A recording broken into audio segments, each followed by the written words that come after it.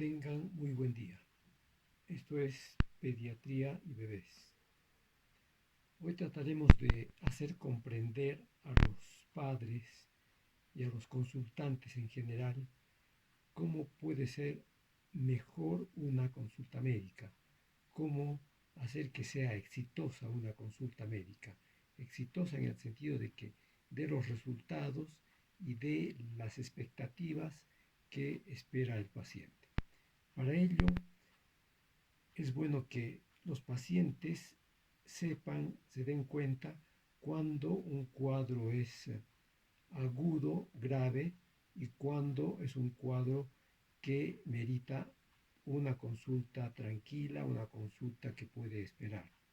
Los casos urgentes, los casos que requieren una atención urgente, inmediata, no pueden esperar minutos ni horas y tampoco pueden esperar el médico de cabecera y por tanto deben ser tratadas en un hospital en donde se encuentran todos los recursos a la mano para tratar cualquier emergencia vital. Cuando los pacientes sepan que hay casos urgentes que meritan hospital y casos no urgentes que van a ir por la consulta, aquí podremos distinguir los casos que son agudos de aquellos que son crónicos. Es un poquito a veces complicado comprender lo que es agudo y lo que es crónico. Un proceso agudo, de una manera simple, se resume a que son cuadros que sobrevienen de manera imprevista, rápida y que también su duración es corta, mientras que los cuadros crónicos pueden sobrevenir bruscamente o de a pocos, lentamente, y se cronifican, es decir, que se espacían en los días, en los meses, y se hacen llamar crónicos. Ambos cuadros necesitan una atención por consultorio y difiere en que los cuadros agudos generalmente son de una resolución un poco más rápida y fácil, mientras que los crónicos meritan controles, repetición de consultas. Y también hay que distinguir los casos que son leves, que podrían ser o meritar una atención de tipo virtual y no presencial, porque fácilmente los cuadros leves o benignos se pueden tratar de esta manera.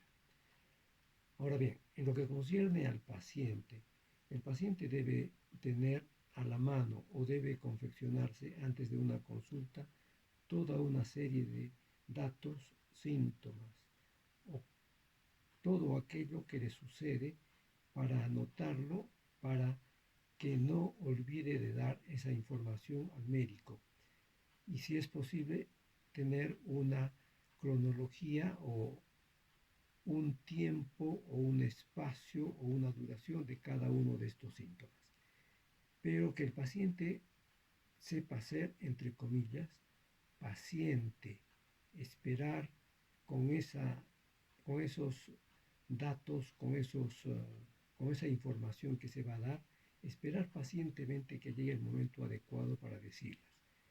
No ocupar la consulta, no ocupar el tiempo de consulta dando a veces ciertos detalles de una manera literaria, es decir, que se pueda tratar de explicar de una manera coloquial, de una manera amigable, de una manera didáctica los síntomas.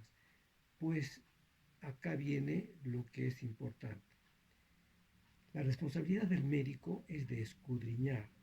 La responsabilidad del médico es de expurgar, es de detallar, de tomar datos, de hacer un interrogatorio casi policíaco acerca de todos los síntomas, todos los signos, todos los datos, toda la información que el paciente pueda dar para que el médico conforme y arme su cuadro clínico. Hay que recordar que la medicina tiene muchos años de estudios.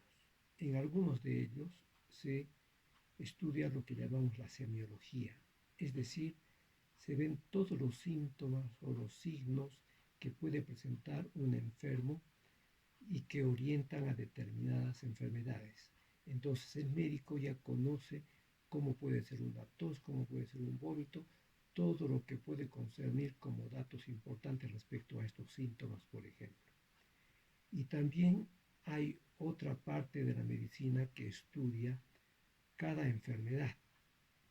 Hay que recordar que los tratados, los libros, la bibliografía de que dispone un médico es el compendio de muchísimas experiencias de miles de médicos, de cientos de años de acumulación de datos que dan lugar a que el médico pueda estudiar cada enfermedad sabiendo qué síntomas, qué signos tiene. Para darles un ejemplo, si el médico se encuentra frente a un cuadro de hepatitis aguda, ya tiene en mente que este cuadro va a venir acompañado de una coloración amarilla de los ojos o de la piel, con vómitos, con dolor en la parte abdominal, con heces y orinas características. Entonces, el paciente cuando tuviese una enfermedad de este tipo, le puede señalar simplemente el síntoma de orinas, que se llama coluria, o sea, unas orinas que son oscuras. Al decirle que tiene orinas oscuras, podemos evitarnos de decir que, por ejemplo, hay una eliminación de un líquido que es oscuro, que se produce un poco más ahora que antes o que antes no se presentaba. Ya el hecho de describir una orina de tipo colúrico asociada a deposiciones de tal o cual color, juntamente con los otros síntomas que hemos dicho, ya va pintando, ya va dando la pauta de que nos encontramos frente a un cuadro de este tipo hepático. Entonces, el consejo, saber distinguir lo que es urgente, no urgente, lo que es agudo, lo que es crónico, lo que es leve, lo que merita mucho tiempo o muchas consultas, o regresar con resultados para que se vaya viendo completamente el cuadro, y también dejar que el médico asuma esa responsabilidad de dirigir, de orientar, de ordenar los datos para que no se mezclen datos de niño, de adulto, de un síntoma con otro de una manera dispersa.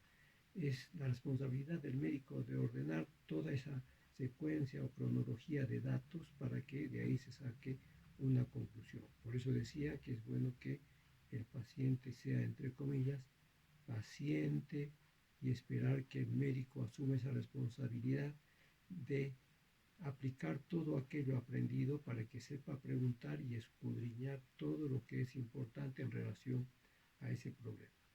Y también saber de que no todo puede ser diagnosticado, tratado o conversado en una sola sesión, porque hay muchos síntomas que pueden imbricarse, que puedan, llamémoslos,